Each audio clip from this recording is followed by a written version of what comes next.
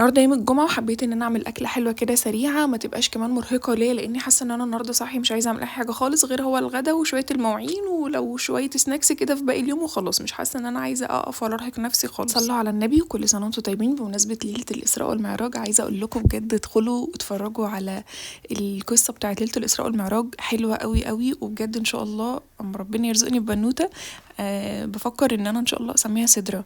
اما قريت القصة بجد عجبتني قوي قوي.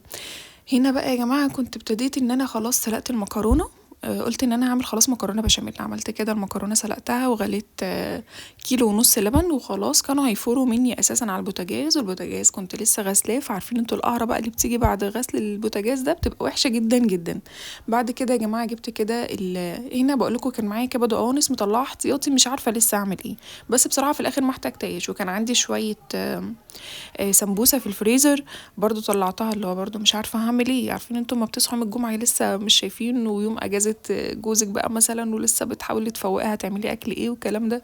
فطلعت الحاجه جنبي بحيث تفك واشوف في الاخر اعمل ايه. لقيت نفسي خلاص هعمل مكرونه بشاميل واعمل كمان سمبوسه باللحمه المفرومه. اللحمه المفرومه ديت يا جماعه كانت عندي برضو في الفريزر مركونه. انا والله بجد بنسى الحاجه اللي في الفريزر عندي اصلا.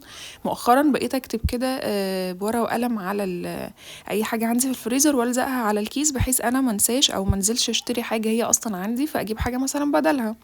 هنا كده خلاص طلعت طبق اللحمه المفرومه. كان لحمه مفرومه ضاني بحبها جدا جدا وحطيتها على طول في الحله كده تاخد الصدمه بتاعتها. المره دي انا ابتديت باللحمه المفرومه.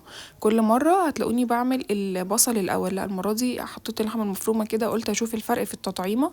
بس بصراحه اكتر حاجه مش هعملها بعد كده في موضوع البشاميل هتشوفوها معايا دلوقتي خطوه كده من الخطوات. مش عارفه انتوا بتعملوها ولا لا.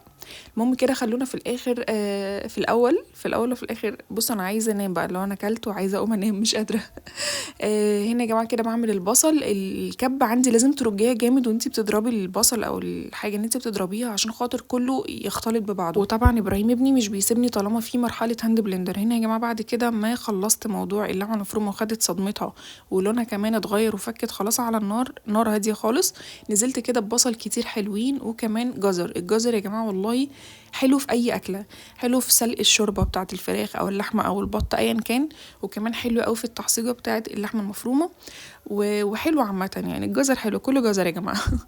هنا كده اديتهم تقليبه مع بعض. الغلطه بقى يا جماعه اللي انا بقول لكم عليها ومش هعملها تاني لاني حسيت ان انا باكل مكرونه بشاميل مش بتاعتي يعني. لا الطعم ده مش الطعم اللي انا بعمله في العادي. لا ان انا فرمت توم يا جماعه وحطيته مع اللحمه المفرومه. قولوا لي انتوا كمان مش بتحبوها ولا لا. لاني انا ما جربتها بصراحه ما عجبتنيش خالص. اللي هو بقيت اكل كده وانا مستنيه بقى يا رب الصينيه دي تخلص بسرعه عشان خاطر الطعم بصراحه مش عاجبني يعني. فرمت هنا كده توم كويس قوي وقلت اجرب يعني اشوف الطعم بقى ايه. ويا ريتني ما جربت. بس برضو يا جماعه الواحده في المطبخ لازم تتعلم ولازم تشوف ايه الاخطاء اللي بتقع منها او الاخطاء اللي بتحصل لها يعني عشان ما تعملهاش تاني. هنا كده بص بقى يا جماعه حطيت التوابل بتاعتي. ملح فلفل اسود 7 بهارات جوز الطيب حبه صغننه جدا بس كنت عندي جوز الطيب بودر يعني. قلت بدل ما اجيب المبشره واتعور. وانا والله انتوا لو شفتوا ايديا يا جماعه يعني مهريه بصراحه مهريه من كتر التعوير في المطبخ ومن كتر العض من ابراهيم ابني. يلا الحمد لله. فقلت لا انا هجيب الجوز الطيب بودر بحيث ايه ما تعورش. جبت كده بقى كل التوابل من عندي من الاكياس. عايزه اقول لكم انا التوابل كلها عندي في الاكياس. والله عايزه اقوم اصلا شويه كده ربنا يقدرني يعني اقوم اصور لكم فيديو اشوف اعمل ايه في التوابل اللي عندي دي بصراحه. كل التوابل يا جماعه اللي عندي في الاكياس انا زهقت وكمان عامله لي ريحه في المطبخ. فاللي هو لا انا عايزه اخش كده اعمل لكم اي حاجه في المطبخ حلوه يعني تروق عليكم كده وتشجعكم وتحمسكم. حطيت كمان يا جماعه بابريكا والخطوه دي برضو ما عجبتنيش ادت برضو طعم مش عاجبني. فقلت بعد كده لما احب بحط صلصه زي ما انا بعمل كل مره لازم يعني ارحب المره دي تحطي بابريكا. ما عجبتنيش بصراحه لا هي ولا الثوم. معرفش ما حسيتهمش خالص يا جماعه المره دي. فانا قلت اجي اقول لكم الغلطات برضو اللي وقعت معايا او اللي وقعت مني وانا بعمل المكرونه البشاميل. هنا بقول لكم كده خلاص كمان نضفت الحوض بالرخامه غسلت الازايز ومليتها بصوا زي الفل وناعمه وحلوه اهي. وكمان يا جماعه قمتها بخل وميه سخنه.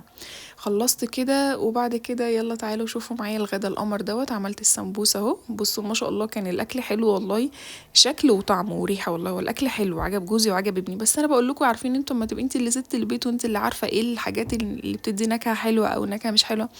فبعد كده ان شاء الله مش هحط ولا توم ولا بابريكا، او شكل انا كترت البابريكا فمش هكتر تاني وبس كده. وتسلم ايديا على فكره والله الاكل حلو والله يا جماعه، بس انا بقول لكم على الغلطات. وكمان عملت لهم يا جماعه سلطه كده بالقوطه والبصل وفلفل والسماق، رشي كده رشه سماق مع فلفل اسود وملح، بجد هتوديكي في طعم تاني خالص. ولو عندك جزر ما تنسيش الجزر، ما تنسيش ان انت تاكلي الجزر، الجزر بيقوي النظر. بحبكم جدا جدا جدا، ربنا يا رب يبارك لكم في عيالكم وفي صحتكم وفي رزقكم. ما تنسوش ان انتوا تصلوا على النبي، وما تنسوش ان انتوا كمان تقروا عن قصة ليلة الإسراء والمعراج. اللي ما يعرفهاش يا جماعة يخش يقرا، واللي بصوا يعني كل تفصيلة انت هتقري عنها ومش فاهماها خش على طول اسألي يعني ايه، بجد هتفرق معاكي قوي قوي. بحبكم، ما تنسوش بقى ان انتوا تدعموني بلايك وتقولوا لي كلمة حلوة، وبجد بشكركم جدا جدا، تعليقاتكم والله بتفرحني وبتشجعني وبتحمسني. بحبكم جدا، صلوا على النبي، باي باي.